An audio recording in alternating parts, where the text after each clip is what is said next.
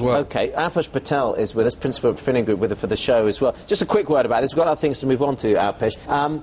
Drug stocks, though, have been a bit of they've been a perennial underperformer, actually, for the wider market. Do you think that's going to change at all? I think they're going to become increasingly attractive when we look at the broader problems in the economy. Let's not forget, if you're looking at either the UK market or the US market, certainly with the healthcare reforms in the US, there seems to be no slowdown in promised spending. And when you look at the two major parties in the UK, again, there seems to be no slowdown in promises, at least in terms of spending. And when you see fallaways in other sectors, you can see how healthcare continues to be increasingly attractive, ageing populations, all the other arguments that we've always heard. So, yeah, I think it's a sector which, whilst it may have been a perennial underperformer, continues to look attractive going forward. Rupert is with us. Do you like these numbers? Yes, we did. There's been quite a few knockers of Unilever around in recent times, and we think this is one of the quality stocks that shines through in the index. As you said, the volume growth was very good. They have got some pricing activity which slightly negated that benefit. Their margin performance was very good, and you know, the stock's approaching a 4% yield, which makes it very attractive. Would you like this, Alpesh? Because I mean, this is a consumer products group that's getting growth out of Asia, which is where you love to put your money. You actually just exactly what I was going to say. They've been doing very well in terms of the growing markets.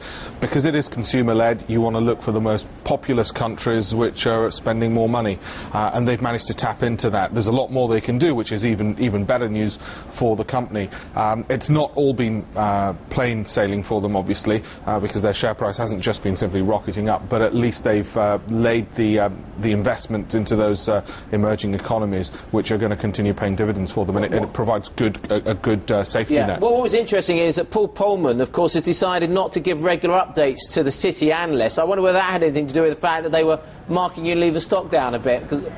Yeah, possibly. I mean, I think he's probably right to do so, to be honest, because, I mean, if you look at these results today and you look where Unilever have come from, I mean, I would say that the kind of results that we've seen this quarter and over the previous 2 or 3 quarters are really the culmination of a lot of self-help measures that this group has put in place over the last decade and a half. I mean, if you think back to what Unilever was like 15 years ago when Niall Fitzgerald, now chairman of Reuters, was CEO, I mean, it was still in bulk chemicals and things like that. I mean, it sold a big bunch of specialty chemicals businesses to ICI, and really did then. So, B thoughts? Just on that point, yes, they've started innovating again. You know, when you look back over the last 5 years, they had tremendous costs, and they were getting competitors in the marketplace. Competitors seem to have gone away, and then with the HD innovation, that's been a key driver with the boxes, and you plug anything often enough and people will buy, even if, like you say, it might be a bit pointless, but still. So you get that feeling that I think that vibrancy in the company has returned, and that's been reflected in the results. Yeah, I mean, I agree with Alpesh to the point that they've spent probably three out of the last 5 years consolidating the position because of the huge expense they had, but now we're seeing Sky Plus and all the other add-ons that make the whole viewing experience much better. You know, you can record 75 episodes of Coronation Street if it takes your fancy, but you know, after that, the last 10 years all stacked up, ready to go. After that consolidation, it now makes sense to push it. Look at another company today that's doing fairly well. Santander, the UK division of Spanish banking giant, reported a 15% rise in first quarter trading profit.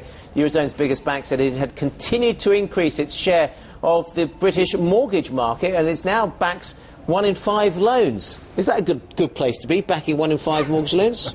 Well, if you look at the figures from Nationwide in terms of house price rises, and they're talking about 10.5% rise over the year, morning, you're starting to see the market pick up a little bit. It's still pretty dead, however. Is it a bad place to be? Look, we're always going to be needing homes, we're always going to be needing to return to the market. At the moment it doesn't look great, but when you look at, say, 6, 12, 24 months ahead, they're well positioned, and given that they've got through the worst of it, through their acquisitions, through the credit crunch, they're in a good place looking, as I say, 12 to 24 months ahead. Will their purchases work out to have been perfectly timed, picking up Abbey, Bradford, A&L, merging them into one? I mean, dare I say, after the Lloyds figures this week, which were probably the most upbeat set of banking figures we've had in years. Did you get a warm glow when you read those? Well, it's nice to think as a taxpayer that we might get something back after all the doom and gloom. But, yeah, look, they obviously took the same gamble. It was an unforced gamble with Alliance and Leicester and the other building societies and businesses they took over, whereas obviously Lloyds was more of a forced hand into HBOS. But it looks like on all fronts at the moment, the small pickup in the housing market has obviously stabilised the whole mortgage business. I mean, Lloyds even reported increased deposit levels. Well, quite what they're paying them, I don't know. Just on that point, if you, whatever the government is, there'll obviously be a temptation to sell that stake, but I actually wonder whether the smart thing to do, if you were in charge of the government's stake, whether you'd say, no, let's run it, let's keep it, let's see how much profit we can make. Absolutely, keep it. What's the point in taking the risk without the reward? You know, we were in a situation where it was very easy to pillory them.